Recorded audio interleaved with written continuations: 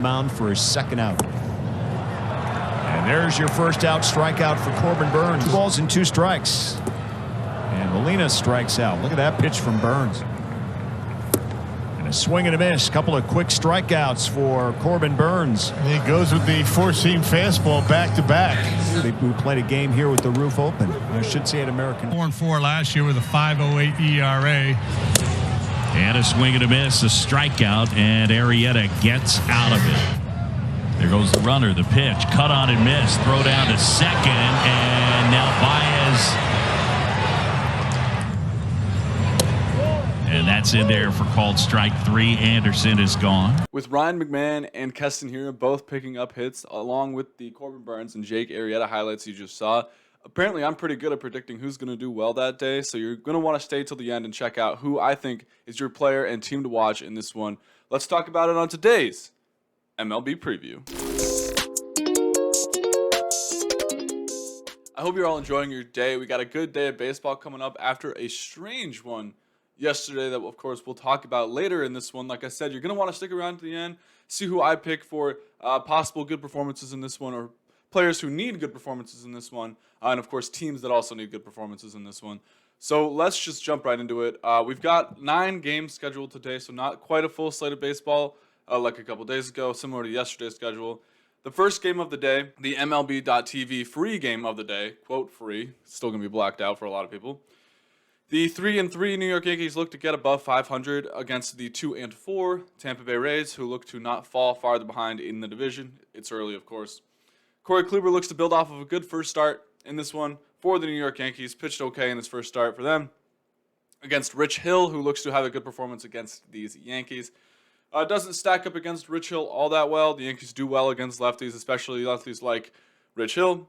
So we'll see how they are able to perform in this one. They have Rich Hill and Corey Kluber have a combined age of 76 and over 28 MLB seasons combined between the two of them. So it's pretty. We got a veterans matchup here in this one for the Yankees and the Rays. At 4:10 Eastern Time, another afternoon game. We've got the 1-2 Washington Nationals against the Red Hot Dodgers. Of course, they are 5-2. Joe Ross is on the mound for the Nationals. He's going to be making his season debut. And Walker Buehler will be on the mound for the Dodgers. He looks to build off of a good first start, of course, for them. At 4:35 Eastern Time, the Colorado Rockies finally are playing on the road now. At 3-4, they go up against the 3-3 San Francisco Giants. Austin Gomber, of course, the centerpiece for the Nolan Arenado trade, because Austin Gomber and Nolan Arenado are similar players, of course.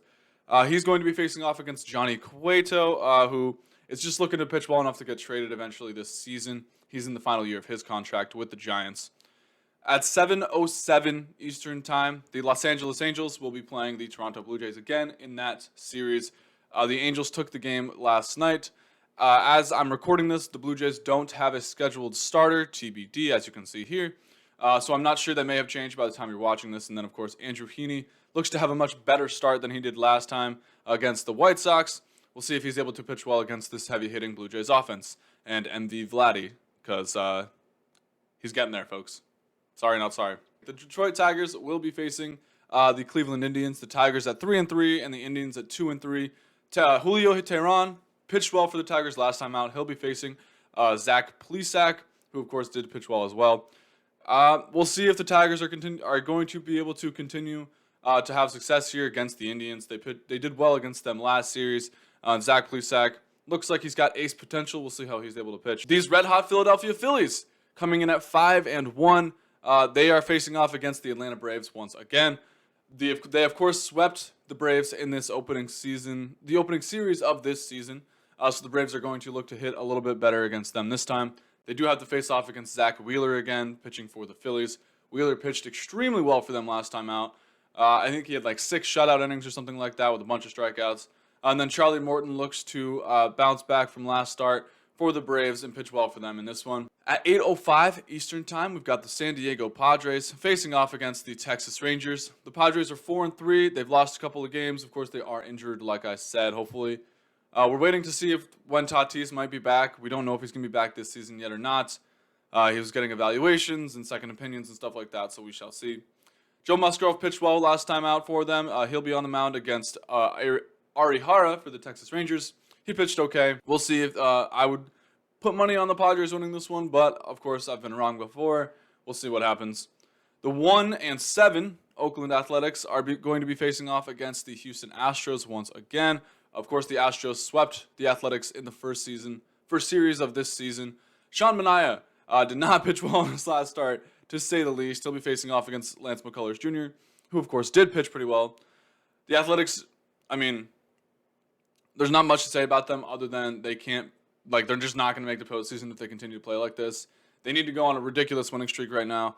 It's early, but 1-7 is an awful, awful start. So, I mean, they're worse than the Pirates right now, and that's saying something. The Cincinnati Reds continue to play well this year. In the last game of the day at 9:40 Eastern Time, the Reds visit the Arizona Diamondbacks. The Diamondbacks are 2-5. Tyler Mahle will be on the mound for the Reds, and Widener will be on the mound for the Arizona Diamondbacks. I would be lying if I said I knew a lot about him, but I think he pitched well in his first start of the season.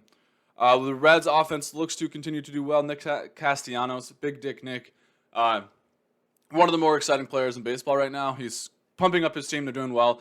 They need a couple guys to pick it up a little bit, like Eugenio Suarez. Definitely needs to do a little bit better in this one.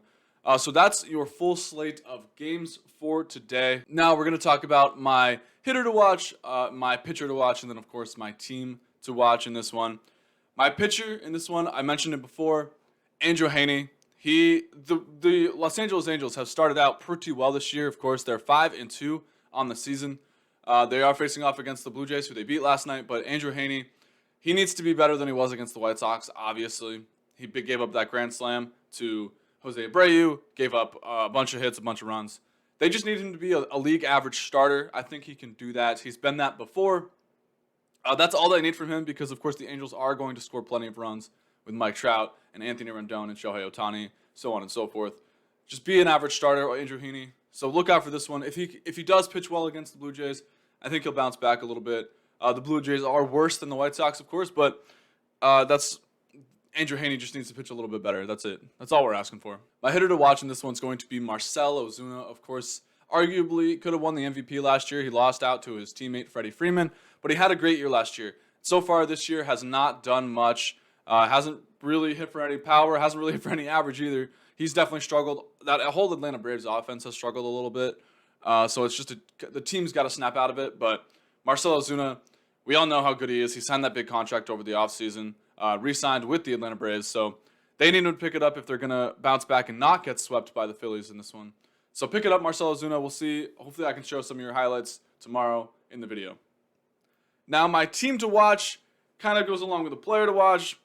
And it's not because of anything specific. I'm just interested to see where this goes, of course. I'm playing the footage now, but you guys probably saw Michael Conforto get hit by that pitch yesterday. That's why the Miami Marlins lost. So the Marlins are my team to watch, and specifically when facing Michael Conforto today. A lot of people are expecting them to just drill Conforto in the back for what he did yesterday. I think what he did was wrong, but it's not his fault that the replay system and the umps also made the wrong calls.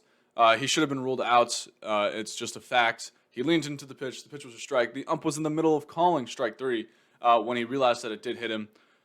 So we'll see if the Marlins do throw at Conforto in this one. Possibly, I don't know, but that's why I think it's fun to watch. The Marlins, of course, need to win, too. They only have one win on the year.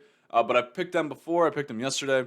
I like the Marlins. I think they're a better team on paper than they've been playing. Of course, they didn't deserve to lose like that yesterday. But I want to see if the Marlins and Mets begin a rivalry. Of course, both teams need to be good to have a true rivalry, and the Marlins have not played well, but we'll see if it becomes intense. Maybe a brawl happens later this season. I'm excited to see how that develops, so that's why they're my team to watch, and Michael Conforto is kind of my player to watch as well because I want to see if he gets drilled, or maybe if he hits a home run today and just pimps it like McNeil pimped his home run yesterday. Maybe the Marlins take exception to that because of how they lost. We'll see, but I think it's going to be extremely interesting to watch, and I'm very much looking forward to it. Guys, that's going to do it for me in today's MLB preview. Thank you so much for watching. Of course, hit that like button. Helps me out a ton. Hit that subscribe button if you're new.